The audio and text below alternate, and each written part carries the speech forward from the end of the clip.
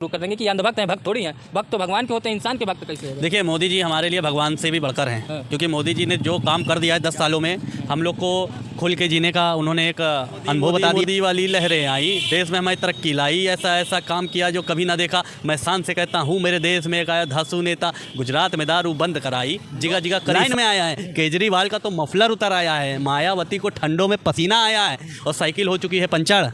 और इसीलिए माननीय प्रधानमंत्री नेशनल अयोध्या आज मेरे साथ बहुत ही खास शख्स हैं गोलू जी, बहुत ही वायरल भी हैं, बहुत ही ज़्यादा इन चर्चाओं में रहते हैं। मोदी जी के बहुत बड़े भक्त हैं, ये मोदी जी की बुराई कभी सुन नहीं पाते हैं। तमाम विपक्षियों को अकेले ही धो डालते हैं, क्योंकि ये मोदी जी के इतने बड़े भक्त हैं कि इनको इसके अलावा और कुछ दिखता ही नहीं है। तो इसीलिए उन्होंने रैप बना लिया है मोदी जी के लिए, जो कि ये सुनाना चाहते हैं। बहुत देर से कह रहे थे कि रैप को सुनाएं ताकि मोदी जी तक पहुँचे। जो भाई कोई भी किसी का अच्छा लोग, लेकिन आप भक्त लोग कहेंगे, आपको जो देख रहे होंगे वो तो अंधभक्त भी बोलना शुरू कर देंगे कि ये अंधभक्त हैं, भक्त थोड़ी हैं। भक्त तो भगवान के होते हैं, इंसान के भक्त कैसे हैं? देखिए, मोदी जी हमारे लिए भगवान से भी बढ़कर हैं। क्योंकि मोदी जी ने जो काम कर दिया है 10 सालों में, हम लोग को खुल के जीने का उन्होंने एक अनुभव बता दिया है।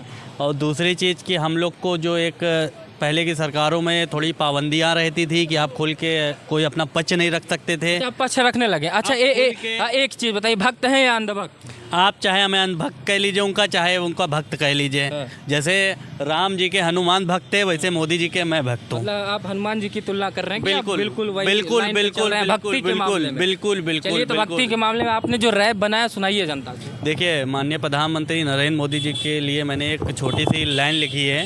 अगर आप लोगों को पसंद आए तो उसको लाइक और फॉलो ज़रूर करिएगा। जो माननीय प्रधानमंत्री जी तक अगर मेरी वीडियो पहुंच गई तो मैं आप लोगों का बहुत बहुत हाथ जोड़ के निवेदन करता हूं कि इस चीज़ को वहां पहुंचाइए। और बाकी मैं माननीय प्रधानमंत्री जी के लिए एक रैप लिखा हूं, वो आप लोगों को मैं सुनाने जा रहा हूं। अरे मोदी, अरे मोदी, अरे मोदी, मोदी मोदी वाली लहरें आई, देश में हमारी तरक्की लाई, ऐसा ऐसा काम किया जो कभी ना देखा। मैं शान से कहता हूँ, मेरे देश में एक आया धांसू नेता, गुजरात में दारू बंद कराई, जगह जगह करी सफाई, घुसकर को सालों को माल लगाई। जो सस्ट्रेल स्ट्राइक अभी हुई थी, घुसकर को सालों को माल लगाई, पाकिस्तान को धूल चटाई, देश वेश जाके यूं ही पैसे नहीं उड़ा के आया है, नई नई तकनीकें साथ में लाया है। सोचो, हुई नोटबंदी से हुई लोगों को बड़ी परेशानी। मैंने माना कि लोगों को ही बड़ी परेशानी, मेरे दोस्त वापस फिर कल सुबह फिर नहीं आनी है। जनधन खाते ही खुलवाए, आज वही खाते फिर काम में आए। सोचो, जिसका पूरी 4 पीढ़ी प्रधानमंत्री रही हो, राहुल गांधी जैसा तो लाइन में आया है 4000 रुपये के लिए। राहुल गांधी जैसा तो लाइन में आया है। केजरीवाल का तो मफलर उतर आया है, मायावती को ठंडों में पसीना आया है और साइकिल हो चुकी है पंचर। और इसीलिए माननीय प्रधानमंत्री जी के लिए जिस तरीके से विपक्ष बोलते हैं कि चाय बेचने वाला आज देश को बेच रहा है, इनको शर्म आनी चाहिए कि ज़मीन से जुड़ा हुआ मेहनत के करके हुए इस तरीके का उन्होंने संन्यास अपने पूरे घर वालों से लेके उस मुकाम पे पहुँचे उनको, बल्कि और सपोर्ट करने की जगह वो बोलते हैं कि चाय बेचते बेचते देश बेच दे रहा है। देश बेचने का काम तो तुमने किया है, जो 70 साल में पूरे अपने भारत के टुकड़े कर दिए। पाकिस्तान अलग कर दिया तुमने, बांग्लादेश अलग कर दिया, कश्मीर को अलग कर दिया।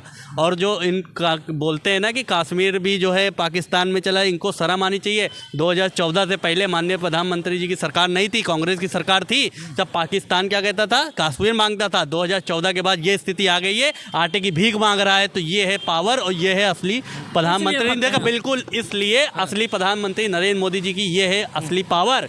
जो पाकिस्तान आज जो है आटों को तरस रहा है और भीख मांग रहा है, ये स्थिति उस कंट्री की कर दी गई है। और लाल चौक पे जो है, यहाँ से कोई जाता नहीं था, डरते थे। लाल चौक चौराहे पे जाके माननीय प्रधानमंत्री जी ने दावा ठोका था, बकाया बताया भी था, बिना जब मैं जाऊंगा 12 बजे ठीक मैं जाऊंगा, बिना बुलेट प्रूफ जैकेट के जाऊंगा, बिना कोई सिक्योरिटी गार्ड के जाऊंगा, किसी को नहीं लेके जाऊंगा, अकेले दम पे वो गए और वहाँ पे तिरंगा फहराया। तो ये भाई साहब हम लोग के दिल में बस गए हैं। मैं कहता हूँ, कांग्रेस की सरकार भी आ जाएगी, हम लोग को मार देगी, लेकिन क्या करोगे, हम लोग किसे शरीर ही तो ले जाओगे।